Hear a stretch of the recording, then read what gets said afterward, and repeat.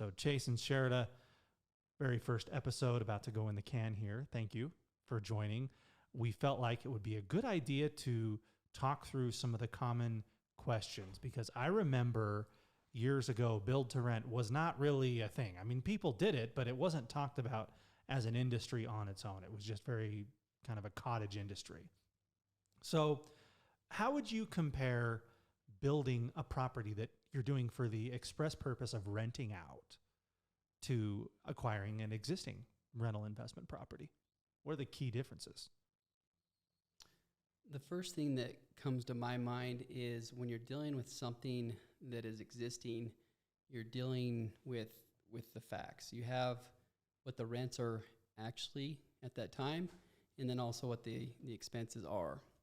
So when you're building something, you really, with both of them, either existing or built to rent, you want to do your due diligence, right? But when you're doing built to rent, you really have to dig into the numbers as far as doing your homework, looking at other comps when it comes to rent, looking at what the expenses are going to be, and just doing your homework all together. Talk about, you're dealing with things as they are. What does that mean? Like as far as the existing property? Yeah. Obviously, you don't know what you're getting yourself into with an existing property, right? So you may have a bunch of repairs that you're not quite aware that you have to do yet, or you will figure that out when you do your due diligence. So there may be more money up front doing something as far as existing goes to get that so it is to the quality that you want for a tenant to live in. As far as new construction goes, it's brand new. So, I mean, you're going to have less headache up front, but it's probably going to cost you a little bit more to purchase that property, give or take. I mean, obviously there's risks both ways, but a new property, you have to wait for it to stabilize. Existing, you may, like Chase said, you may already have tenants in place. So I think that's what you were talking about, Chase, is things as they are. Mm-hmm. Your leases, you know what that is. It's signed for X dollars per month. And you can look back in the rearview mirror and see over the last, they call it like a T12 or a T24, a certain amount of months, a trailing 12 of here's where my costs have been on maintenance and insurance and all those other things, right? Mm-hmm. So you know that, right? You know what your cash flow stream is going to look like when you close on the property, relatively certain. What you're saying is there's some things that you still might not know, even though it's been there. It's been performing as a rental for decades, right? Exactly. Yeah. Okay. So we're buying an existing property. We have to vet out those current leases. Is there room for improvement there? Are they overleased? Or maybe the property manager really isn't even collecting all of the rents that were represented to you, right? And then those repairs, what's coming down the pipe. So Sherida's talking about, well, if it's brand new construction, my furnace isn't going to kick the bucket 1 year in. It's going to be reliable. This property is going to generally be reliable. But I wanted to point out, though, is brand new construction just like perfect on maintenance out of the chute? No, absolutely not. Why not?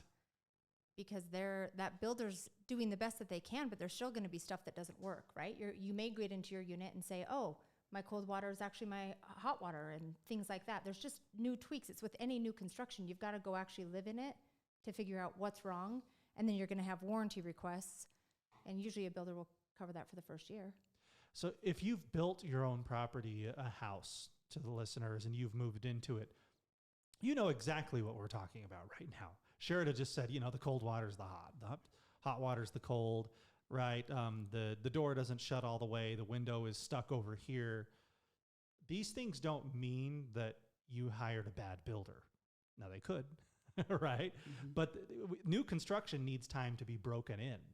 And so a tenant is coming in and they're breaking that property in. So yeah, you can expect some warranty items, but other things are just part of it. You got to get the property settled down. I've noticed there can be kind of a little bit of a break-in period for the first couple of months, and then it really chills out for quite a while on new construction. Have you noticed that, Chase? Mm-hmm. Yeah. So talk about when we get new construction versus existing, should there be like a big difference in the rents? I think that so. It could all vary, just depend on the property. Because a lot of times when we're talking existing, and your mind thinks, oh, this could be an older property, 1990s, 1980s, but what if you buy existing that was just built 1 to 3 years ago? So it Yeah. depends on what we mean by existing. Yeah. Yeah. That can vary. Location, That can vary as well. quality. And there's, I think, a lot of things that play into that. What about all things being equal? I mean, would you expect a new construction property built 2021 to lease for more than something built in, say, 2015? Same neighborhood, similar square footage. I don't know if there's a right answer. I'm curious. I want to explore that. I would think yes. I would say yes, but it depends on the property manager too. They might get a little more competitive with the new construction to get it leased up and stabilized. What So does stabilized mean for stabilized listeners? means Yeah. there's a vacant unit.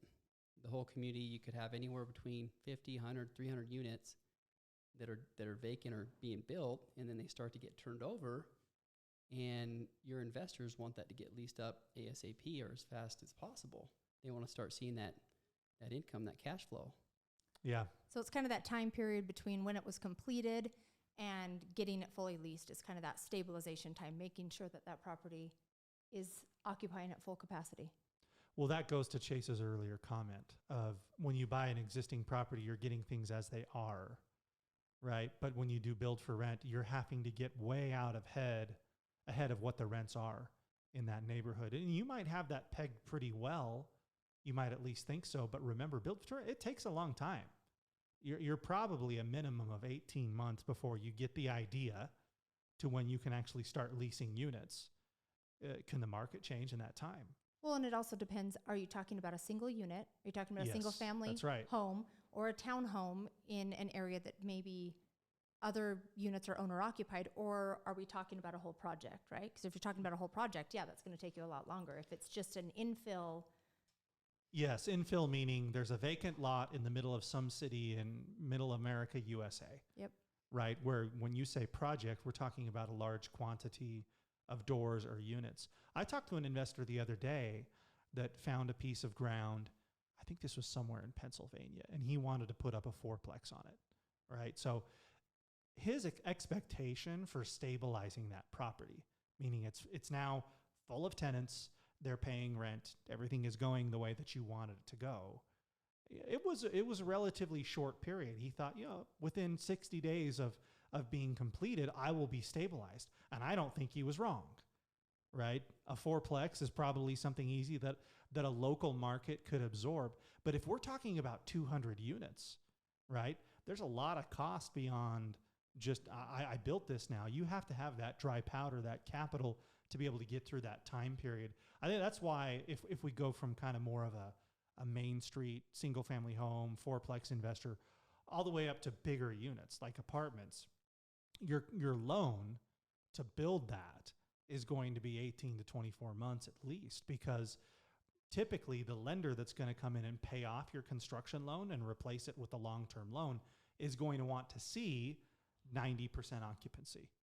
They want to see stabilization because they're making that loan based on the health of the project, not necessarily you. Although it is a misconception, people all the time, I don't have to have very good credit to do multifamily because it's based on the property, not on me. That's not true, is it? no. What is a lender going to look at then? They're going to kind of look at you, aren't you? What are they worried about? A lot of investors view build to rent, and correct me if I'm wrong, but from my understanding, they view it as riskier because you're dealing with pro forma or projections because it's not actually done or stabilized. Yeah, so many unknowns There's some unknowns. in their eyes. But that's why when we first got on here and started talking about this subject, it's all about the numbers and it's all about doing your due diligence and dialing that in. And the more that you can understand that and look into the numbers, whether it's the rents or the expenses, then that takes away, not all, but a lot of that risk going into that to be built or for rent product. So you're saying people would view it riskier, and I agree there's a segment that views it that way. So Sherida, talk about, when we all work together, right? That will become more clear as we do more episodes. But we do an apartment or a townhome project that's exclusively for rent, right? Oftentimes we have investors that come and would buy a fourplex or a 20plex or something below market value, or at least that's what we represent, right? Why are they doing that? versus somebody who buys it from that investor years later for much more. Why are they doing that? Could you give some color to that? Well, if you're buying it pre-construction, you're getting, for our sake of what we do, you're getting it at a wholesale price, right? So they're able to get in with less skin in the game. And then they're able to take advantage of the equity. Whereas the builder, if you're buying something else, the builder is the one that's going to be taking advantage of the equity, or the owner of that property, if you're buying existing, they will have taken up some of that equity. So you're really buying it at retail if you're buying existing versus buying the new construction model. So there's pros and cons to that. Some people like to take advantage of that. Build time takes a lot longer. So some people say, hey, I don't want my money sitting on the sideline. I need that income right now. I want that cash flow. So I want to buy existing. And they're willing to pay a little bit more for it because they know they're getting something that, again, is stabilized versus something that is projected and could take them quite a bit of time. I know when we work and talk with investors, we say in our project specifically, plan on 6 months for it to be fully leased up, right? That's best case scenario. But sometimes it's faster, sometimes it's slower. Yeah. Yeah. But I mean, even if you look at it segueing somewhere a little bit different, you go to a syndication, those people, they'll tell them plan on 12 to 18 months before you see any kind of return once it's completed. So we're talking about a bunch of different options here, but yeah. Well, I don't want to name drop, but whenever somebody says they don't want to do something, that means they're about to do it anyway. So I've been on a podcast for the real estate guys, right? Robert Helms and Russell Gray, and they do a great job. I highly recommend their show to everybody listening. And they always say something, they say, no investor left behind. And I think we're probably guilty of that. We use a word that investors may not understand. So Sherida said, and we're going to kind of make this our thing.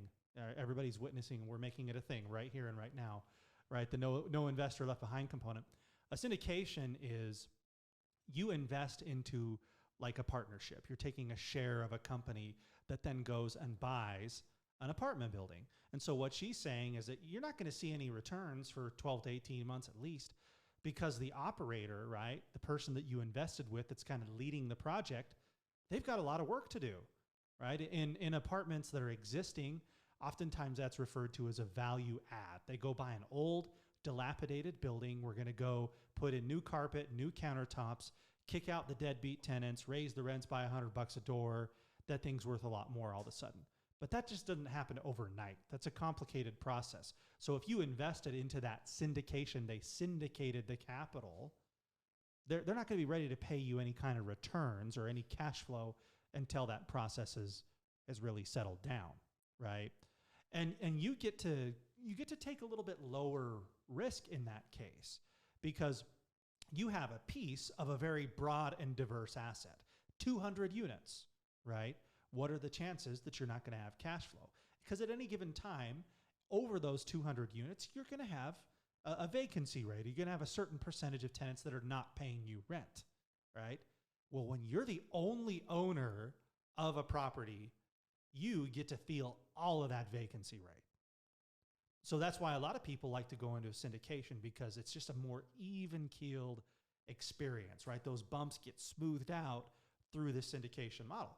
But if you buy what we would call fee simple, build to rent or real estate, that means you're the owner. Just like the house that you live in, you probably own it fee simple. You can buy it, sell it, mortgage it.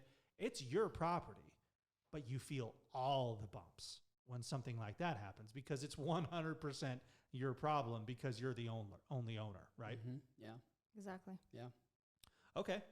I think that's also the advantage of doing something where you're getting multiple doors versus one door, right? So if you buy just a single townhome or a single family property, right? If you're going into getting a duplex, a triplex, a fourplex, something of that nature, you're not feeling that pinch as much when you don't have one tenant paying versus if you own one door and one tenant doesn't pay, you're next on the line for all of it, right? Yeah, you have multiple streams of income to service that Yep. debt, those taxes, the carrying costs associated with the property.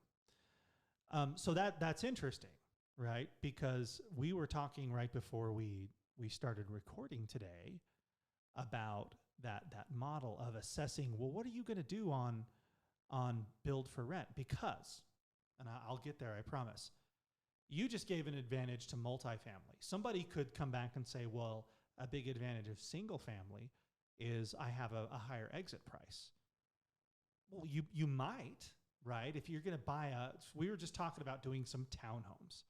Should we do them as rental townhomes, or should we sell them off to Bob and Susie, the owner-occupied home buyer, right? Can we sell to higher price for Bob and Susie, Chase? Yeah, definitely. Yeah. For owner occupied?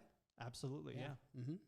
So, but we can't, because the investor, if you would sell or hold the property as an investment, you're looking for yield, and you're going to have to build cheaper.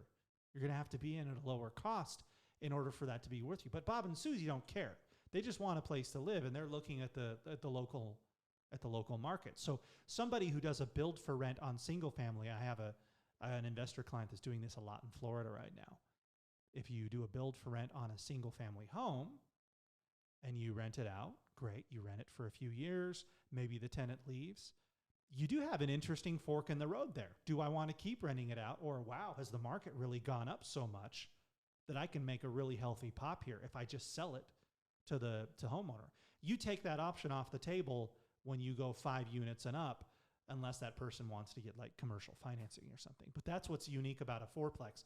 Talk, Chase and Sherrod, a little bit about fourplex and how it kind of merges with owner occupancy and what that looks like, where the two worlds come together. So fourplex, 4 units. It's nice because you can still take advantage of that owner occupied, or I should say the 30-year fixed conventional loan. And that's what most homeowners are used to, is that 30-year fixed. You're going to get the more favorable interest rate. So you get, because you live in it, the interest rate you're going to get is lower than if you didn't live in it. Not necessarily. No, whether you live in it or not. With 4 units or 4 doors or lower. When we start talking the 5 units or more, the bigger apartment complexes, your financing is going to change. Mm-hmm. You have to go commercial at that point. Yeah. That's not, so doing the 4 doors or less, you're being able to go residential, Fannie or Freddie, right? Okay, so no investor left behind. What is that? What does that mean? Those are the different loan types that or I guess loan programs that you are allowed through your lender. Lower interest rates than something that's on commercial. Yeah.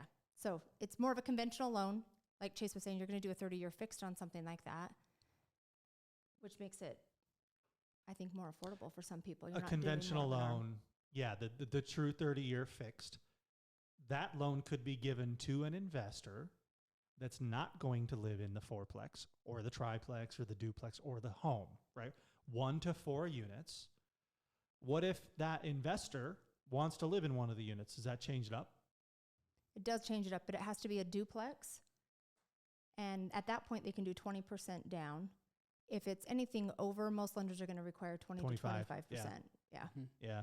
I mean, isn't that a lot of people talk about this house hacking concept? Yeah. Right. They don't want to get commercial financing, or they want to put less money down. So they think, if I go buy this duplex, move into one side, I can put a very small amount of money down, move in and live there for X amount of time, and then move out and just keep the loan, which is a really, really great loan. Low down payment, lowest possible interest rates, right? Some people, I think, get into trouble with that. That's called loan fraud. If you say, I'm going to move into it, and you never do, right? Not the most sustainable business model, although it doesn't stop some people from trying. Okay. And I like the house hack idea, but why not house hack a multifamily? Fourplex, duplex, triplex. I think that's a great idea too. Yeah, absolutely. It works well, and they're out there. I mean, for whatever reason, builders put up a ton of fourplexes in like the 70s and the 80s, and then they stopped for about 20 years, right? That'd be interesting to figure out why they did that. Yeah, We need to do that on another episode, just kind of dig into that. What was the reasoning behind that?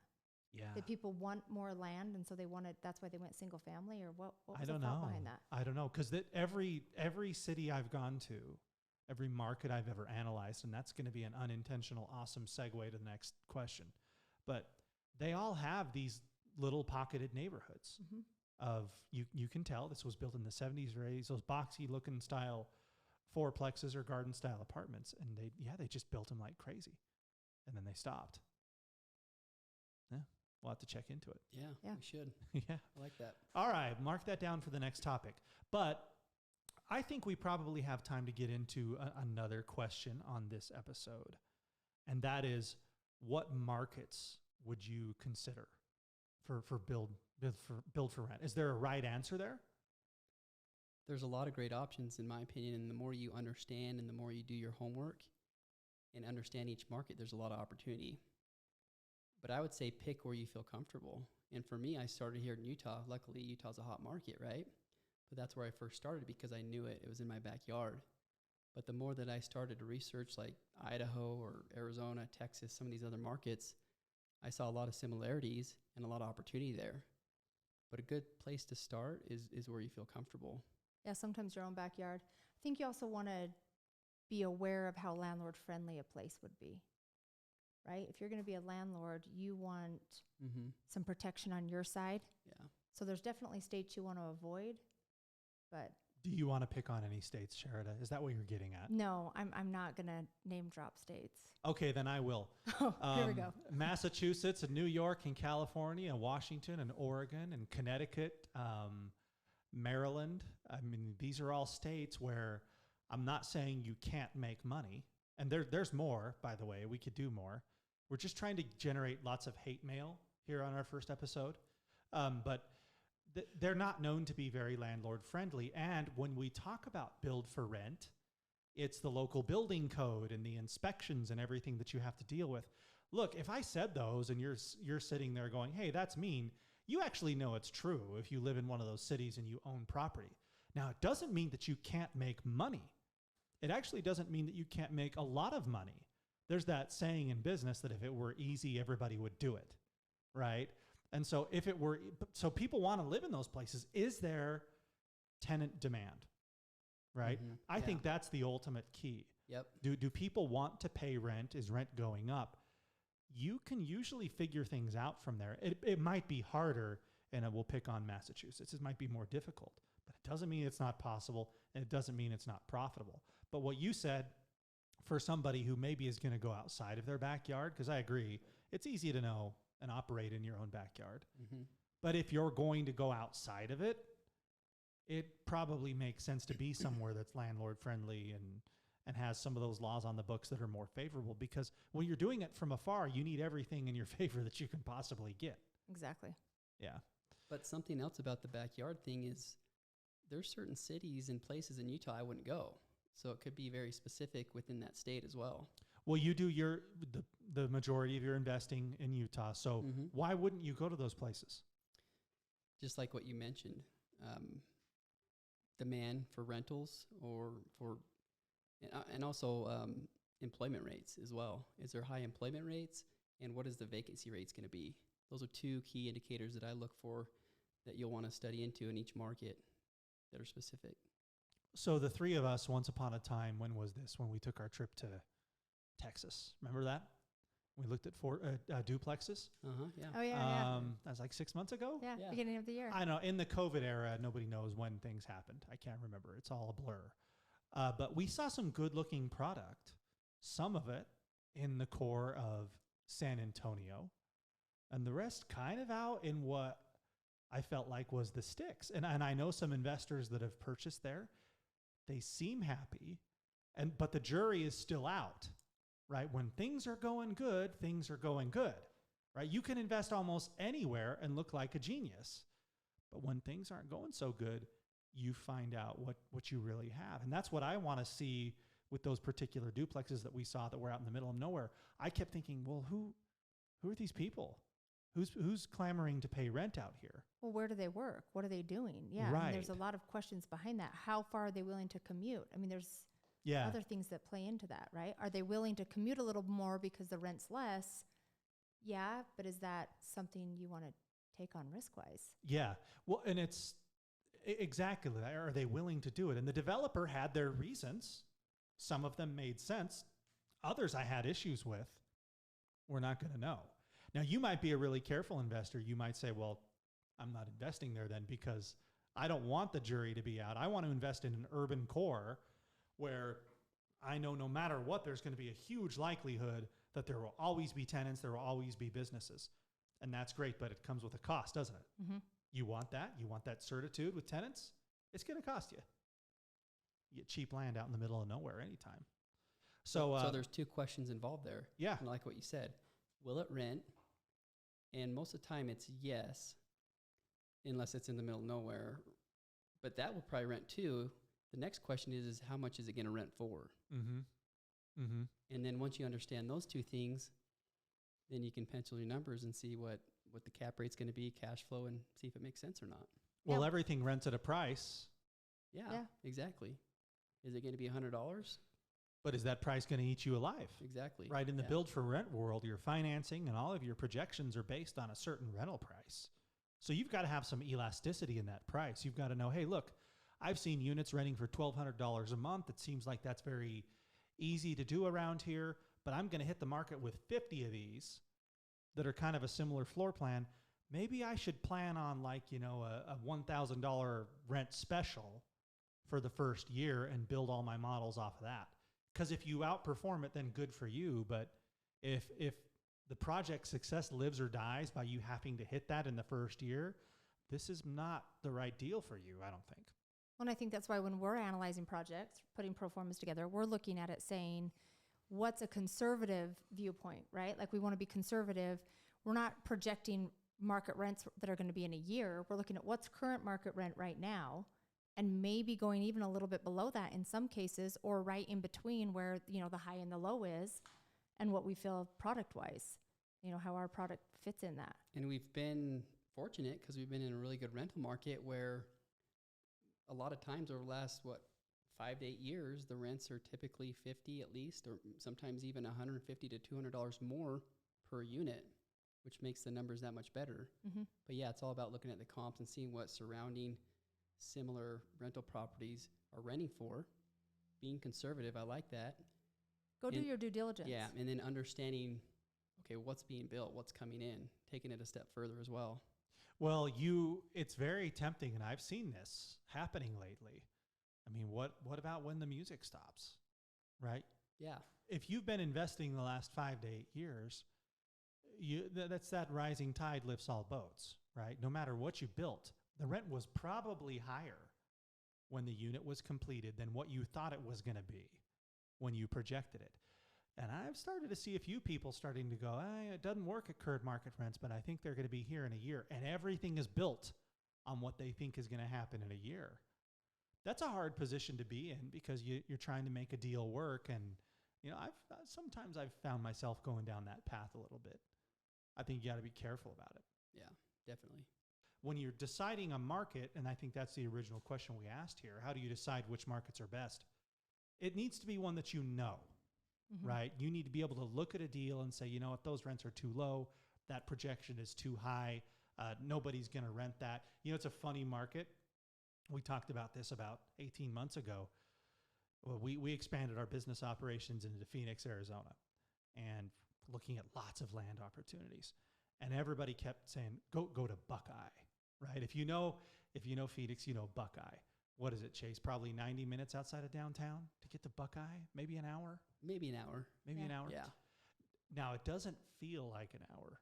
It feels like more because when you leave the west side of the valley, it's like you're in an old Western movie, Mhm. right? Yeah. You're on the 10 on your way out to Los Angeles, but it's like there's nothing there. And then all of a sudden, Buckeye shows up. And it's there, and there's Home Depot and Lowe's and restaurants and movie theaters and everything. And you go, wait, why is this here? Right? I can't figure it out. So people kept saying, you need to go to Buckeye.